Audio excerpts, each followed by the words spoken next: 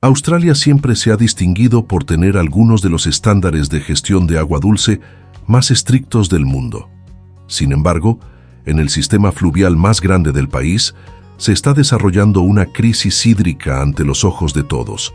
En apenas 40 años, una especie de pez invasora se ha multiplicado exponencialmente, llegando a representar hasta el 90% de la biomasa total de peces en algunos tramos del río. Estos peces no son venenosos ni depredadores, pero de alguna manera han enturbiado el agua 10 veces, han arrancado plantas acuáticas y han roto la cadena alimentaria tanto para los animales acuáticos como terrestres.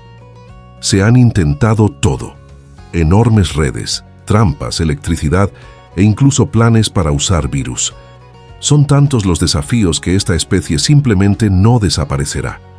Pero cuando los científicos decidieron probar un enfoque completamente diferente, utilizaron una solución directamente de la naturaleza, y los resultados te sorprenderán.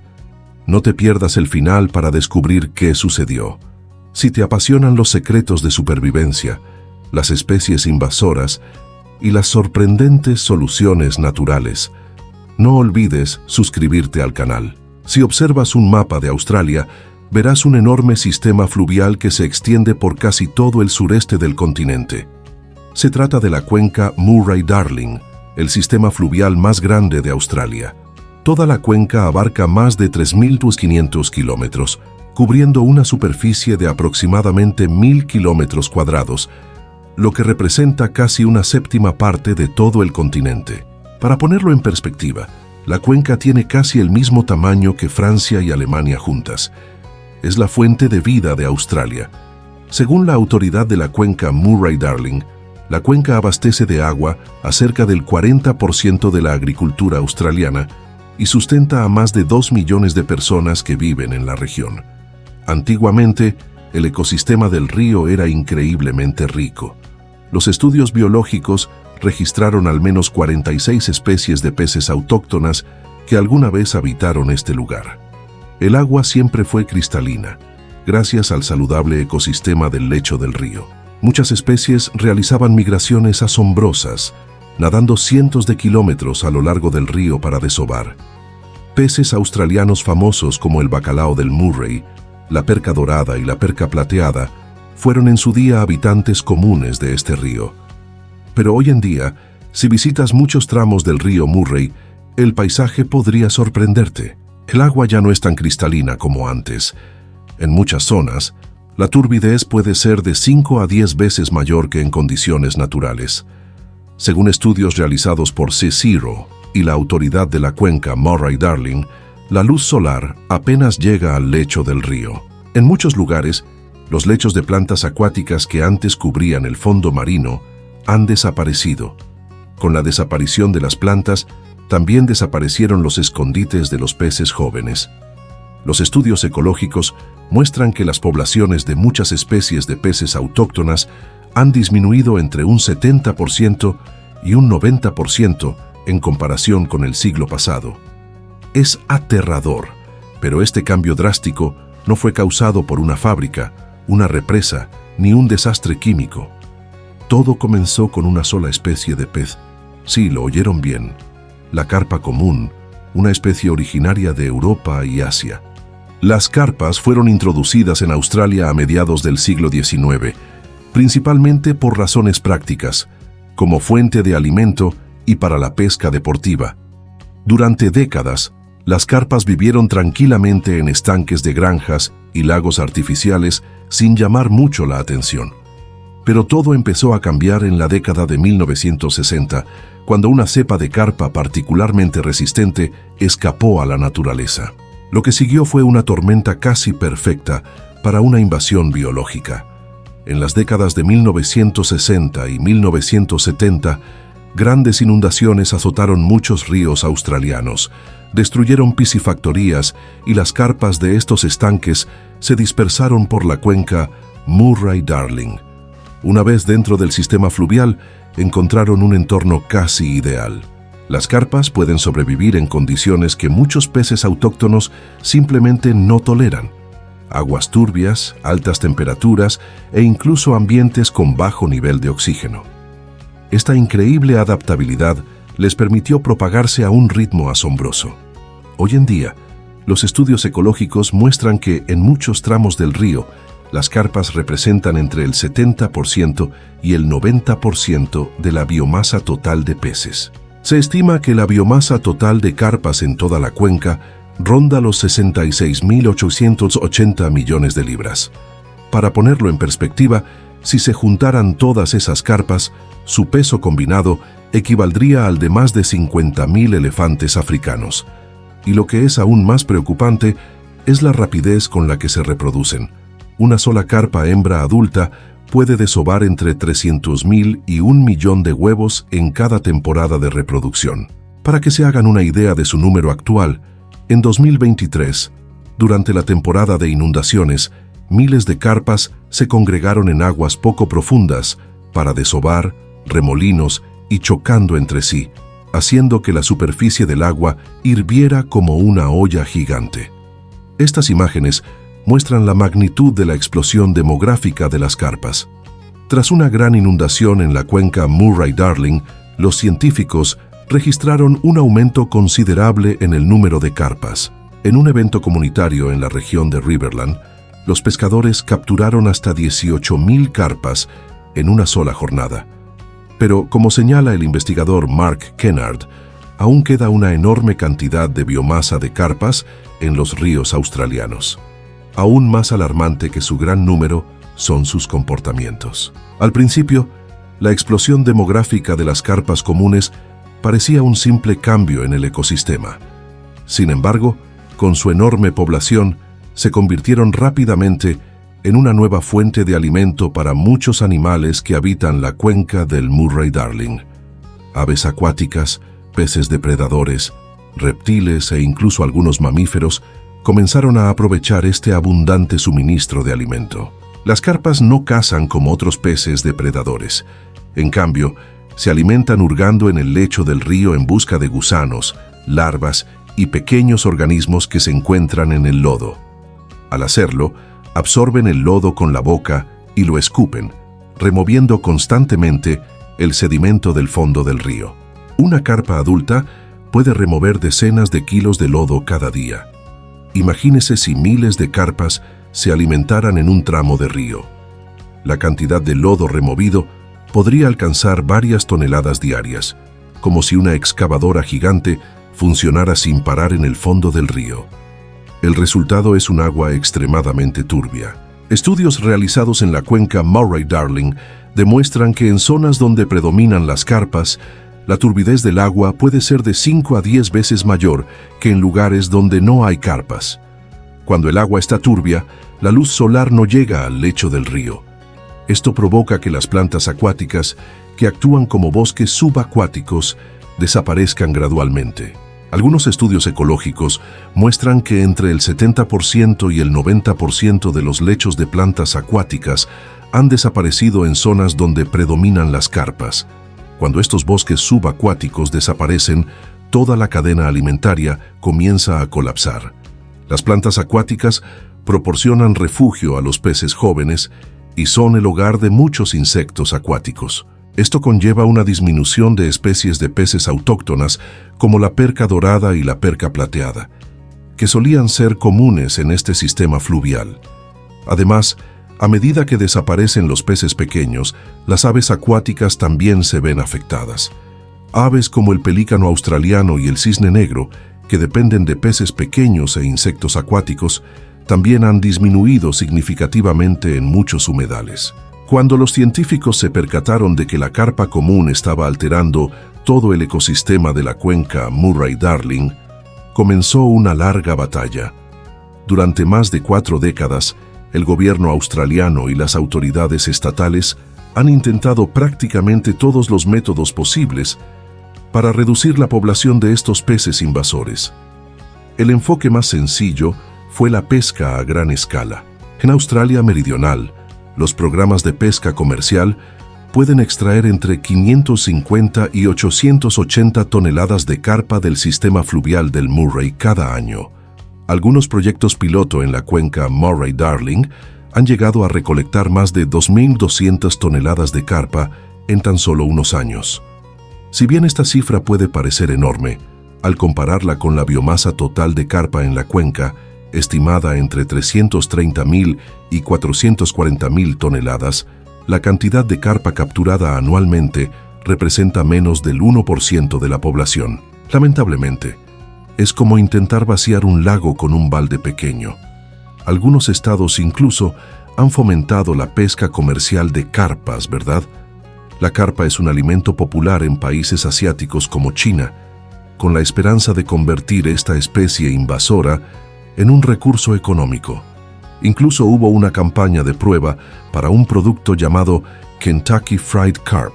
Cada año, la pesca comercial de carpas en Australia Meridional oscila entre 330 y 770 toneladas, y parte de este pescado se procesa para convertirlo en fertilizante o alimento para animales.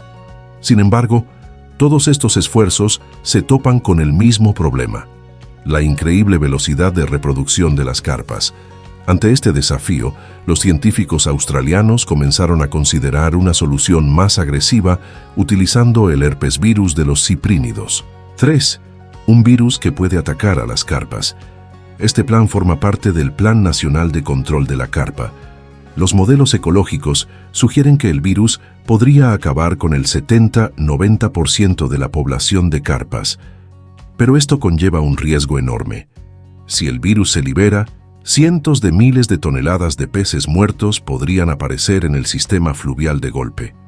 A medida que los peces se descomponen, consumen una enorme cantidad de oxígeno disuelto en el agua. Si el nivel de oxígeno cae por debajo de 2 miligramos por litro, muchas especies de peces autóctonas también podrían morir. De hecho, ya se han producido mortandades masivas de peces.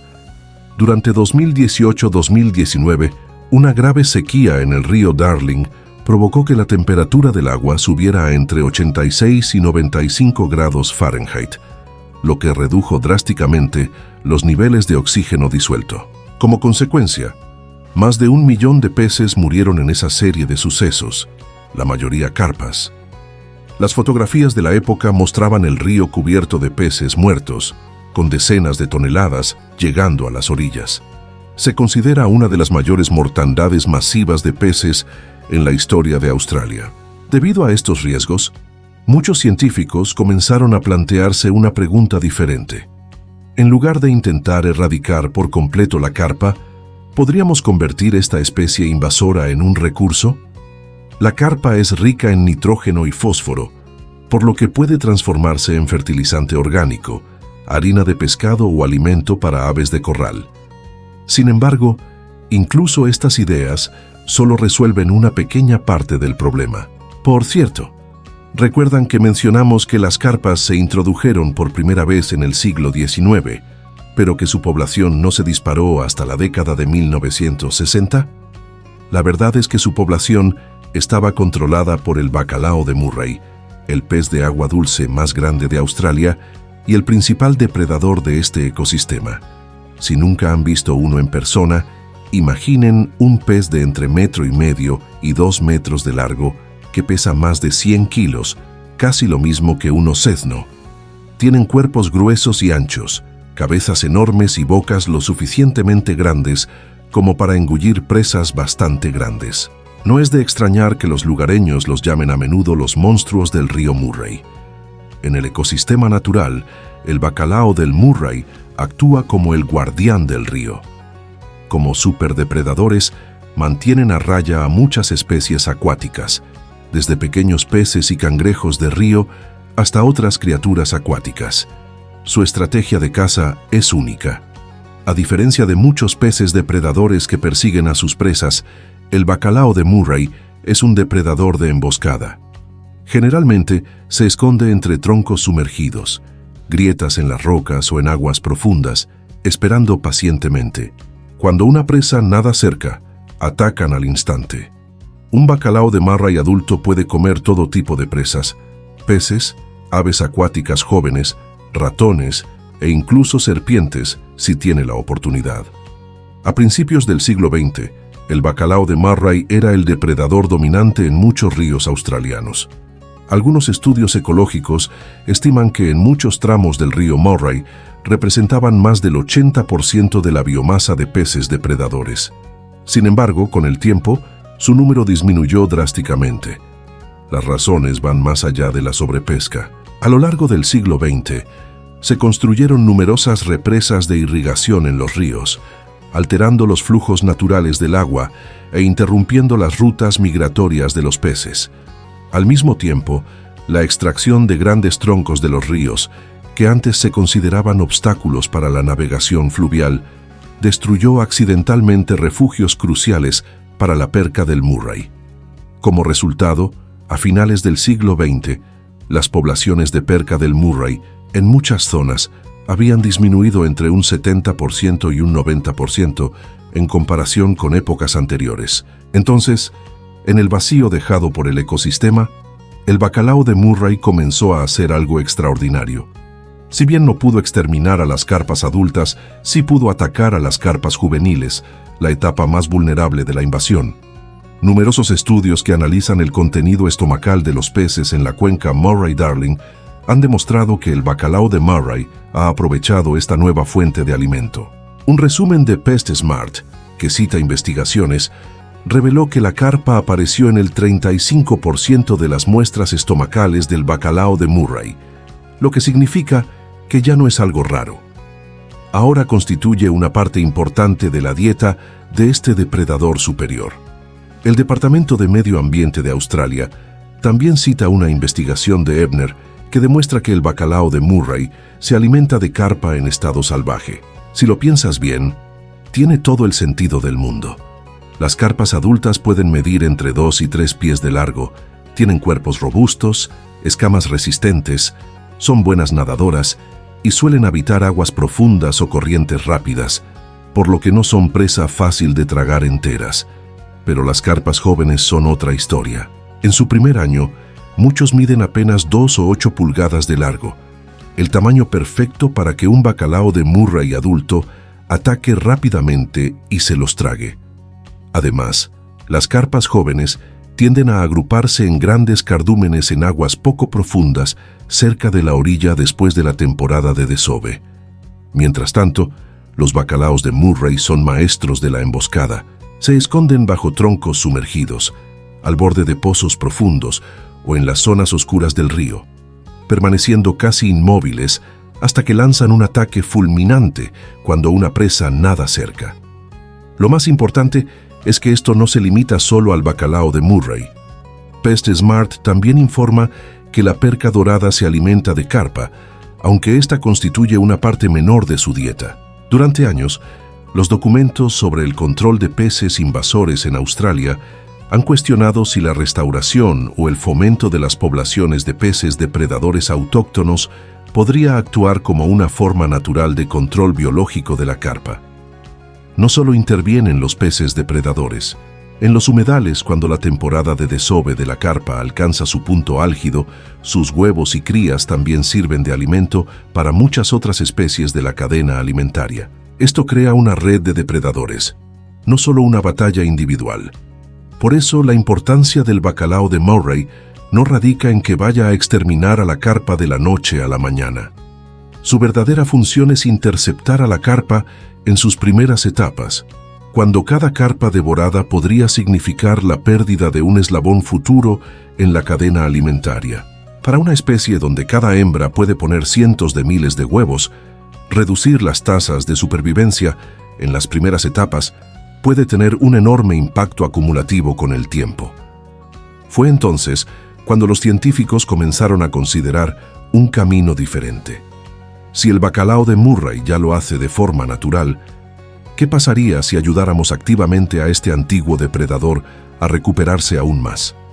Por eso, durante más de 2 décadas, los científicos australianos han estado siguiendo una estrategia diferente. En lugar de limitarse a intentar erradicar las especies invasoras, están trabajando para restaurar los depredadores autóctonos del río. La figura central de esta estrategia es el bacalao del Murray. Desde principios de la década de 2000, estados como Nueva Gales del Sur, Victoria y Australia Meridional han puesto en marcha programas de recuperación a gran escala para este pez en la cuenca Murray-Darling. Según informes gubernamentales de gestión ecológica, se han invertido más de 40 millones de dólares australianos en programas de recuperación de peces autóctonos en la cuenca. Una parte fundamental del programa es la construcción de criaderos dedicados a la cría del bacalao de Murray. Instalaciones como el Centro Pesquero de Nerendara, el criadero de Snobs Creek y el criadero del lago Victoria sirven como centros de cría para esta especie. Aquí, los científicos recolectan peces adultos en su hábitat natural. Los estimulan para que se reproduzcan en entornos controlados y luego crían a las crías hasta que son lo suficientemente fuertes como para ser liberadas de nuevo en el río. Una pareja de bacalao del Murray adulto puede producir entre 40.000 y 90.000 huevos en cada temporada de desove. Entre 2001 y 2020, el programa de recuperación liberó más de 13 millones de alevines de bacalao del Murray en los ríos de la cuenca Murray-Darling. Solo en Victoria se han liberado alrededor de 7 millones de peces. En los años de mayor actividad, la cantidad de peces liberados alcanzó entre 1 y 2 millones por año. Cuando se liberan en su hábitat natural, con un tamaño de entre 2,5 y 7,5 centímetros, entre el 10 y el 20% de ellos pueden sobrevivir hasta la edad adulta si las condiciones ambientales son favorables. Puede que no parezca mucho, pero si tan solo el 10% de 1 millón de peces sobrevive, eso significa que 100.000 nuevos depredadores regresarán al sistema fluvial. Sin embargo, los científicos pronto se dieron cuenta de que liberar peces no era suficiente. A lo largo del siglo XX, se retiró más del 70% de los grandes troncos sumergidos de los ríos para mejorar la navegación. Pero para la perca del Murray, estos troncos son su hogar y lugares ideales para emboscar a sus presas. Por ello, se iniciaron proyectos de restauración para devolver estas estructuras a los ríos. En algunos tramos del río Murray, se han colocado bajo el agua más de 4.500 troncos de gran tamaño, como parte de las labores de recuperación. Los programas de gestión del agua también se han ajustado para imitar los ciclos naturales de inundación del río. El bacalao del Murray suele desovar a finales de la primavera y principios del verano, cuando la temperatura del agua ronda los 16-21 grados Celsius y el caudal es estable. Ajustar las descargas de agua de las presas ayuda a recrear estas condiciones, favoreciendo el desove natural. Al mismo tiempo, se han implementado numerosas medidas de protección. Se han establecido tamaños mínimos legales de captura de entre 22 y 30 pulgadas, según el estado. Se prohíbe la pesca durante la temporada de desove, e incluso se han designado algunos tramos de río como zonas de reserva. Tras más de 2 décadas, comienzan a observarse señales positivas.